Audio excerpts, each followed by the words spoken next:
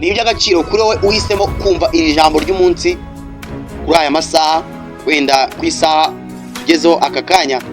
Munagera ngo mbabwire ngo kuri ya gahunda twakomeje ngo ijambo ry'umunsi ni iby'agaciro kuri wowe ubasha kuba wakurikirana iri jambo ry'umunsi, kubera yuko tuba tugiye kureba byinshi bigiye bitandukanye cyangwa se byinshi by'ingenzi mu buzima, byinshi byagufasha. Niyo mpamvu ngira ngo ibintu mubikunde, kandi nimba utanabikunda buriya, nimba ukibire kumva wenda ntabwo uraba attached, komeza wihangane, komeza ureke gucika intege. Buri ibintu byose ni ukubera igihe cyawe kizagera nawe ubashe kuba wakumaho message yawe, kuko buriya iyo turi kureba buriya abantu ku isi nyine bagiye batandukanije ibibazo cyangwa se bagiye batandukanije kamere n'imitekerereze. Niyo mpamvu buriya aka kanya kwa turi kuvuga ukumva wenda ibyo turi kuvuga si biri related kuri we, cyangwa se akanya ntabwo biri kugufasha, ariko anytime ushobora kuba byagufasha, ushobora kuba wajya muri ya situation ku buryo cya kiganiro wabashe kuba wakumva kigufasha. Kandi nagira ngo nimba wumvise iki ngiki, ibya mbere utarabyumvise usubire wumve n'ibya mbere, kubera yuko harimo amagambo y'ingenzi, harimo advice nyinshi y'ingenzi. Rero ndagira ngo usabe kugira ngo ukomeze kubikurikirana, kuko ntabwo uzigera wicuza kuri uwo mwanzuro urabafashe. Uyu munsi rero tugiye kureba ubundi impamvu abantu kuri iyi si, cyangwa se impamvu muri ubu buzima abantu batagomba kunganya ubushobozi uko byamera kose. Buriya niyo mpamvu uzabona habaho abakiri, habaho abakene. Niyo abantu buriya ntabwo bashobora kunganya ubushobozi uko byamera ko ariko kose, byakubabaza byagushimisha, ariko icyo ni ikintu ugomba gusobanukirwa, yuko abantu ntabwo bakigera bangana cyangwa se banganya ubushobozi uko byamera kose. Akanya rero tugiye kureba impamvu 5 nyamukuru nyine ziri kuri top. Hashobora kuba n'izindi, ariko izi nizo mpamvu 5 nyamukuru abantu batagomba kunganya ubushobozi cyangwa se kunganya level kuri iyi si, igihe cyose tukiri kuri iyi si uko byagera ko ariko kose. Impamvu uvuga ngo Elon Musk afite biliyoni 500, nyamara ukumva no kubona ijana biragoye, kandi nyamara ukumva nta kosa wakoze. Mwese mwavukiye amezi 9, mwese mufite ibitekerezo bikora neza, ariko tugiye kureba impamvu nyine mutagomba kunganya ubushobozi uko byagenda uko ariko kose. Impamvu ya mbere, imiterere y'umubiri n'iy'ubwonko. Buriya ugomba kwakira uko abantu ubwonko bwabo bufite IQ zitandukanye. Abantu bagira IQ zitandukanye, abantu batekereza bitandukanye. Ntuzumve yuko kuba uriya muntu atekereza ibintu bikomeye ugire ngo hari icyura, ugire ngo ni courage udashyiramo. Oya, abantu bagira IQ z'ubwonko zitandukanye, abantu bagira gutekereza gutandukanye. Niyo mpamvu buriya ntabwo ushobora kuba uriya muntu atekereza biriya ngo nawe tuvuga ngo nanjye buriya uzi yuko ngo mbishyizeho courage natekereza kuriya. Oya, we ubwonko bwawe bushobora kuba urwego buriho atariyo ubwe buriho, cyangwa se indi miterere y'umubiri mu buzima busanzwe, kuba wenda ufite ubuzima bufavoriza ubwonko bwawe gukora neza, kuko buriya urabizi ubwonko ni nkayo centrale y'umubiri wose, yose ikontorerwa mu bwonko. Ariko buriya umubiri nawo mu gihe udafite umubiri umeze neza, iyo dufite indwara zigiye zitandukanye zihora zigutesha umutwe buri kanya, ntabwo zizatuma ziha ubwonko ndabyita nk'iki, ndabyita nka condition nziza nyine zo kuba bwatekerezamo kugira ngo bukore neza. Ubundi abantu bavukana impano zitandukanye, zishobora kuba zerekeye wenda ku bwenge bwihariye, gutekereza byihuse cyangwa kwibuka neza. Buriya abantu bize bahita babyumva neza. Hari umuntu uba usanga mu kwiga kwe bitamugoye, ugasanga wa muntu ufatira ku kibaho nyine ibitekerezo bye birihuse. Hakaba na wundi ukenera gukora revision nyinshi, ugasanga hari n'undi muntu ushaka kwiga ikintu rimwe akaba aragifashe burundu, bitewe nuko ubwonko bwe bwibuka cyane, ubwonko bwe burakora mu kwibuka cyane. Aho ugasanga hari umuntu bisaba ko ahora bisubiramo, bitewe nuko ubwonko bwe bukunda kwibagirwa. Icyo si ikibazo, iyo si n'indwara. Babyeyi, ubwonko bwose n'ubuswa, ntukajye urenganya umwana wanyu, ahubwo wenda hari ukuntu usanga uwo muntu ari ko aremye, niko yavutse ameze. Ubwonko bwe burihuta cyangwa se bugenda gake, cyangwa se ugasanga bumwe buribuka cyane cyangwa ubundi bukunda kwibagirwa cyane. Uko niko aba yaravutse, niko aba aremye, ntukanamurenganye cyangwa umushyire izindi pressure, niko ibintu biba bimeze. Ikindi kintu nk'impano umuntu ashaka kuvukana ni imbaraga z'umubiri. Ibyo nari kubwira, buriya hari n'ibintu, hari buriya ku bantu biga ibintu by'ubumenyi bw'umubiri cyangwa biology barabizi, hari ikintu bita blood clotting. Blood clotting ni iki? Ni muri cya ni kwa kundi ucika nyine igisebe, umubiri ugahita ugenda ugahita hihoma nyine kugira ngo amaraso arekeye kuva. Urwo ni urugendo ndi kubaho kugira ngo wumve neza imbaraga z'umubiri, ariko ni byinshi bigiye bitandukanye wenda byagaragaramo imbaraga z'umubiri, ariko urwo nirwo misemo kuko uko nirwo ruje vuba. Akanya abantu bacika igisebe kurekera kuva kwawo bigatinda. Abo ngabo ni babandi uhita usanga batera n'imisemburo bita platelets. Kwizo ngizo ni cells zishinzwe nyine kuba zakora blood clotting. Ariko hari n'abantu bacika igisebe umubiri ukirepara vuba, umubiri ugahita nyine wisubiranya vuba. Urumva ko rero aho ngaho abantu batandukanyije ubushobozi, umubiri ugira imbaraga zigiye zitandukanye bitewe n'umuntu. Ikindi rero ni ubumenyi bwo kumva ibintu by'ubuhanzi cyangwa ubuvanganzo.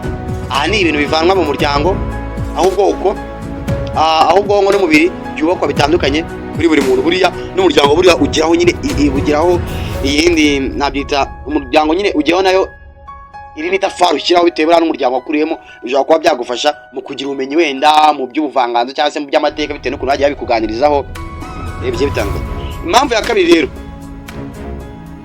aho umuntu akurira n'ibyo ahura nabyo nk'icyo twakita environment ibimuzengurutse nyine buriya ahantu background wakuriyeho cyangwa se ahantu wakuriye ashobora kukwafekita mu buryo bumwe cyangwa ubundi ugasanga either haragufashije mu kugira wenda ibitekerezo bikomeye cyangwa se mu kugira ubushobozi mu bijyanye n'amaboko cyangwa ubushobozi nyine bijyanye n'ubukungu cyangwa se hakaba hakwafekita nanone mu kuba ubushobozi uko bihita byumvikana. Niba ufite ababyeyi bakomeye cyangwa se ababyeyi bakize ku buryo bazakuraga bya bindi birumvikana yuko ntabwo uzahwana na wa wundi wakuze nta mubyeyi afite yirebera buri kintu cyose ugasanga ubuzima bugenda bumugora. Ubundi imibereho umuntu akuriyemo igira uruhare runini cyane. Nk'urugero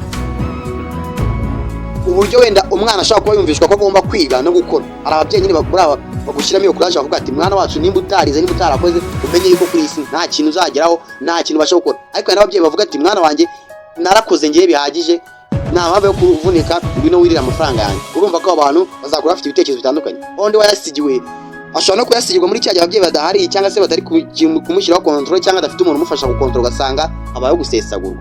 Ariko buriya amafaranga nyaboneka wakoreye wavunikiye uzi imvune wahuriyemo nayo biragoye ko ayo mafaranga wayasesagura. Urundi rugero uburere umuntu yahawe buriya hari ababyeyi beza tunakomeza kubashimira buriya ababyeyi baduha uburere bwiza ugasanga ni wa mubyeyi nyine w'intangarugero igishoboka cyose yaragigukoreye wenda nibazo ugiyemo ubyikurure cyangwa se bitewe ni nako ubyikurure ndakeka ko umubyeyi usanga kwisha mwana wanjye ikigare si cyiza mwana wanjye gufata imyanzuro ubutse si byiza aho ugasanga rimwe na rimwe urabikoze bitewe no guhubuka kwawe. Ariko buriya ababyeyi tuba dushimira batanga uburere bwiza tugira ngo dusabe wenda n'abatanga uburere bwiza cyangwa se ugasanga hari impamvu nyinshi zihari zituma ubwo burere bwiza butagera ku bana babo bagerageza ukuntu babigura kuko buriya uriya ni umusingi ukomeye wabakiye umwana. Baravuga ngo umwana amwereka inzira nziza azanyuramo azahita asaza akirimo ntabwo azigera ayiteshuka. Umubyeyi rero agatana umwana akiri mutoya kumutoza inzira umugira uburere bwiza ubona ko biri mu bintu bishobora kuba byamufasha kugira ubushobozi. Urundi rugero aho umuntu atuye mu mujyi cyangwa mu cyaro buriya nawe munabizi umuntu ukuriye mu mujyi n'umuntu ukuriye mu cyaro n'abantu babiri batandukanye. N'abantu babiri batandukanye muri Kigali cyinshi kiba mu mujyi sibivuze ko no mu cyaro kitahaba ariko Kigali cyinshi kiba mu mujyi ko biriya mu mujyi nyine mu mujyi uko biri hajyayo abantu uzarebe akenshi mu mujyi hajyayo ababyeyi bishoboye usanga ababyeyi nyine ku bana nta mirimo myinshi ibahuza bafite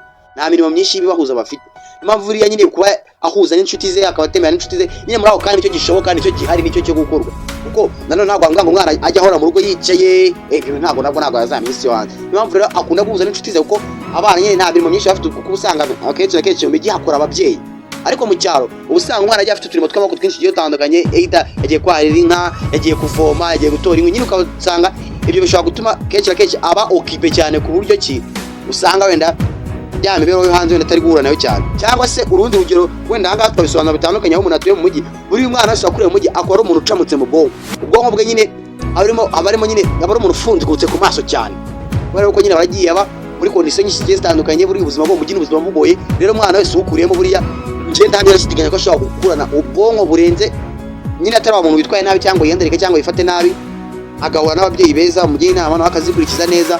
Njye ntangira shidikanya ko ashobora gukurana ubwonko buri hejuru ya wa wundi wakuriye mu cyaro wakuze yirira ibijumba bibona nyine waba babihinze ati ni itegeko yuko iwacu bahinga ibijumba nkirira. Ariko wundi wo mu mujyi n'igihe uza gusanga waba badakize nyine ari abantu usanga ko bisaba ko buri munyamuryango wa famille wese areba impande n'impande nyine akagira icyo ashaka.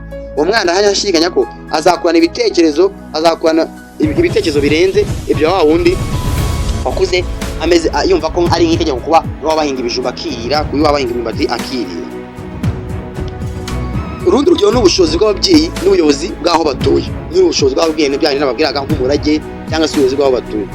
Impamvu ya gatatu igomba gutuma abantu batanganya ugomba no kwakira ko bibaho ni amahugurwa n'ishuri education and training. Ntabwo uzambwira yuko ni wize wicaye ahangaha nta murage wasigiye n'iwanyu wowe uratungwa na twa turimo nakita ngo tw'amaboko wowe uragenda hariya kumva ko wakoze ikirere cyawe biragushimishije kumva ko wabonye ikiraka cyo kwikorera imicanga biragushimishije umbwiye ngo uzanganya na wa mwana yarize gira education nziza yageze kuri background nako ageze kuri degree za PhD cyangwa ziki nyine iyo tugirebeye kuri prediction y'isi ko tubona isi bayo ubwo wize niwe ufite prediction ko yaho neza. Ariko mutibagiwe yuko buriya n'ikintu cy'amahirwe kibaho bajya bavuga ngo ikiro cy'amahirwe nako irobo ry'amahirwe riruta ikiro cy'ubwenge. Akanya ntuzigere wibagirwa yuko buriya ushobora kuba wakiga, ni byiza kwiga kuko buriya ntabwo tuba tuzi ikizatunga n'iki, ariko buriya amahirwe ni ikintu kibaho. Kuko ushobora gusanga umuntu yarakiza no kurusha amafaranga nyamara atarize kandi wowe warize. Ibyo nabyo ni ibintu ugomba gutekereza, kuko kandi turi kuvuga ngo amahugurwa y'ishuri cyangwa se education na training, ni uko nyine tuvuga ngo kwiga cyangwa se amahugurwa agiye atandukanye afungura ubwonko bw'abantu bagatekereza neza, ariko ntukajya wibagirwa yuko buriya n'amahirwe abaho. Ariko nta muntu n'umwe tujya dushishikariza kuriringa ku mahirwe cyangwa se gutega amakiriro ku mahirwe, kubera yuko ntabwo wamenya.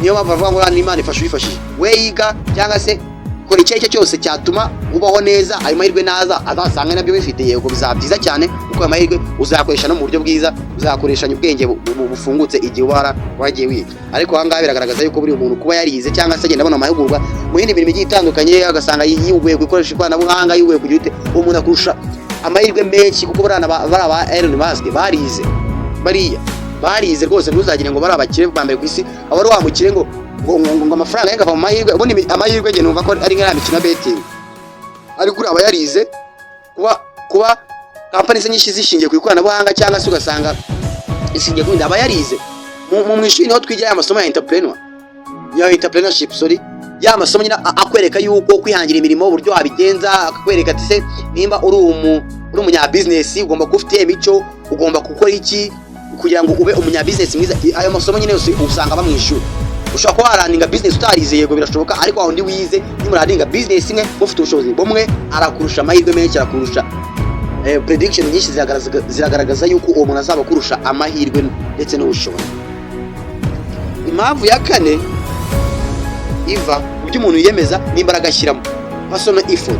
Ese undi umuntu yiha intego zingana iki? Ese undi umuntu yigira icyizere kingana iki? Ese undi umuntu nyine ibyo bintu byose ugasanga no mu kuyifye birasabwa. Kandi ushobora kuvuga ngo ngewe akanya mfite umurage w'ababyeyi, mfite umurage bazangendera bazansigira bitewe n'uko wakuze famille wari ufite, ariko ndagira ngo nkubwire yuko buri uzara y'amafaranga aziye rimwe nta kintu cyo kubakoresha wari ufite. Amafaranga amahirwe menshi arasesagura, ariko hari umuntu ushobora gusanga hari abantu bahorana imishinga mu mutwe, ugasanga baravuga ati icyo amafaranga nakora nk'iyi. Umuntu nyine numva ko ibitekerezo bye yabimenyereje gutekereza neza. Ibitekerezo bye bihoramo ikintu cyo kudacika intege, bihoramo ikintu cyo kumutera imbaraga. Uwo muntu rero isaha n'isaha yabonera umuntu azayakoresha neza amahirwe menshi bijana. Ariko wa muntu uzasanga nyine ku uruhare rwe mu bitekerezo bye nta cyizere aba yifite, uruhare rwe mu bitekerezo bye ne ku ruhare rwe rwo mu bitekerezo nta gahunda irimo yo kuba yagera kuri urwo rwego, uwo muntu bizagorana. Niyo mpamvu rero buriya n'ibyo umuntu yiyemeza, intego umuntu yiha, niyo mpamvu baba badushishikariza ngo tujye dukorera ku ntego. Buriya gukorera ku ntego biragufasha kwiyevalua, ukamenya ati uyu munsi intego nihaye sinayigezeho, reka ejo nzaranire kuyigeraho. Ariko iyo nta ntego ugira, nta icyo wakora cyose wumva ari icyo ngicyo nyine, kuko buriya nta kintu uri gukoreraho, nta ntego uri gukoreraho. Niyo mpamvu buriya ntabwo umenya ngo ahangaha nakoze nabi cyangwa ahangaha nakoze neza, ariko iyo ukorera ku ntego ubasha kuba wakiyevalua ukavuga ngo iki ngiki se ko iki ntakigezeho, intego yanjye iri gupfa. Niyo mpamvu buriya n'ibyo umuntu yemeza cyangwa n'imbaraga bishyiraho nabyo ni indi mpamvu ituma abantu batagomba kureshya uko byagenda kose. Impamvu ya gatanu nayo ya nyuma ni amateka n'imibereho y'igihugu cyangwa umuryango.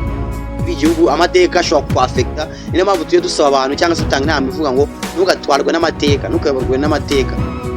Wowe shingira ku hari ahangaha ubu ngubu, kuko amateka ashobora kuba yagize imbaraga nkeya, ashobora kuba yagira ibindi bibazo bitandukanye bitaguturutseho, ariko nukomeza kubiherezaho amaso ugasanga nibyo ushingiyeho cyangwa nibyo wubakiyeho, biriya bizakomeza bigukomeretsa, ntabwo bizaguha umwanya cyangwa se bituma ubiha imbaraga ibitekerezo byawe byo kuba byatekereza neza kugira ngo ubashe kuhakora byinshi bigiye bitandukanye. Ariko ndagira ngo nkubwire ngo wowe jya urebera ko ufite ubu ngubu kuri present, kuko tugenda tubona ko buriya ahangaha uri iki gihe ufite niyo mpano ikomeye cyane ufite. Ntukite ku hashize cyangwa wite ku hazaza, kuko buriya umuntu amenya iby'umunsi, nta muntu umenya iby'ejo. Wewe jya ufata nkaho ejo hatabaho, ufata nkaho ejo hatabaho bitewe yego ibintu nitujya tubivuga ntukabyumve nabi. Kuba tuvuga ngo ejo ntihabaho, ntukagire ngo saving ntagomba kwikora, ngo ntagomba gutekereza imishinga y'ahazaza. Ibyo ngibyo bitekereze, ariko nujya kuba tuvuga urugero kubana n'abandi cyangwa se nimba ari amahirwe ubonye, yakoresha ubu ngubu, kuko wirindira ngo nzakoresha ejo. Oya, yakoresha ubu ngubu kuko nibwo uyafite, nibwo uyabonye. Ejo ushobora kutayabona, amahirwe ubonye yakoresha ubu ngubu, ariko niba ugiye gutekereza ibintu cyangwa se gukora savings, tekereza yuko ejo habaho. Ariko niba uri ugeze ku kintu cy'amahirwe, tekereza yuko habaho uyu munsi wonyine, yakoresha ubu ngubu uyafite. Ubundi ibihugu bitandukanye bigiye bifite amateka n'imicungire y'ubukungu bituma abaturage batandukanye bagenda bagira nyine abaturage nyine babituye bagenda bagira ubushobozi bugiye butandukanye mu mugisha cyangwa se mu mahirwe yo guteza imbere impano zabo. Buriya hari n'ukuntu umuturage afavorizwa n'igihugu, ugasanga igihugu kirabafavoriza cyane. Urugero nko ku gihugu cyacu cy'u Rwanda, ni igihugu kidufasha cyane, ni igihugu gihereza buri muntu wese nyine opportunity yo kuba yabaho neza. Akanya ntunyumve nabi, wenda wowe akanya ukibaho nabi cyangwa gifite ubuzima bubi cyangwa se utabona ubushobozi, buriya nta muntu nyine akanya tegereza igihe cyawe kizagera, cyangwa se ushobora no gusanga ya mahirwe kigwa utayakoresha neza. Nabyo birebe neza, ushobora gusanga ya mahirwe kigwa nyine utayakoresha neza. Ubundi uburyo umuntu yavutse, ahakurira, ibyo ahura nabyo, amahirwe ahabwa n'imbaraga yishyiraho ubwe, byose ni ibintu bishobora kuba byatuma ubushobozi bw'abantu butandukana kuri iyi si. Kandi ariko ikindi kintu ngomba kubabwira, iyindi mpamvu y'ibanze, impamvu iri no hejuru ya byose nyine ugomba no kubyakira, nuko n'Imana ubwayo iryo geno yarishyizeho. Ese akanya wakibaza ngo tujya twumva ngo Adamu yabayeho nyine, umuntu wa mbere Imana yaremye ariwe Adamu, yabaye afite metero 3 kujya hejuru na metero 3 mu bugari. Ese kubera iki areme Eva? Ntabwo yamuremye bareshya, Eva yamuremye agera ku rutugu rwa Adamu. Kubera iki bataramuhaye izo metero? Izo ni ingero nyinshi zitandukanye. Reba intoki zawe ku kiganza aka kanya ntabwo zireshya. Kuki Imana itatubije ngo izi ntoki nzishyireho zireshya? Kuki zitareshya?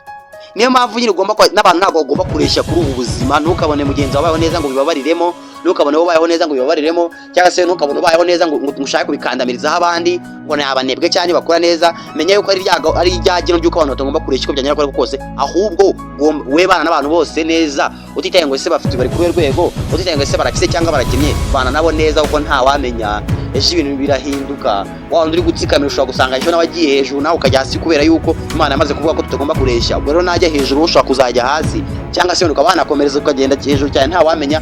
Ariko bana n'abantu bose neza kubera ko you never know, ntabwo uzi ngo ejo hazaba iki, ntabwo uzi ngo ejo hagufitiye iki. Niyo mpamvu rero amahirwe ugomba kubona uyu munsi yakoreshe neza, kandi nyaboneka ubane n'abantu neza.